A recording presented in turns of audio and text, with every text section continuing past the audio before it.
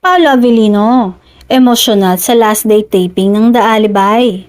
Hindi maitago ang emosyon ni Paolo Avellino sa huling araw ng taping ng hit series na The Alibay.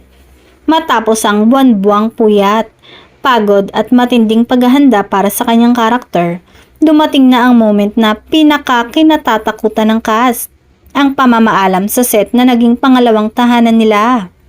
Binigyan diin ng aktor na hindi lamang trabaho ang The Alibay, kundi isang pagkakataong mas makilala ang sarili bilang aktor. Ibinahagi rin niya na maraming eksena ang nagpaiyak, nagpalakas ng loob at nagbukas ng panibagong appreciation para sa craft ng acting.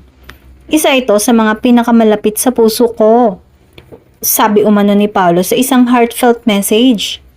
Hindi rin nagpahuli ang cast at staff sa pagpapakita ng suporta. Maraming yakapan, biruan at throwback stories ang naganap sa set. Tila reunion ng pamilyang ayaw pang magkahiwa-hiwalay. Kitang-kita rin ang tuwa at lungkot sa mga mata ng bawat isa, knowing na matatapos na ang journey nila bilang iisang team.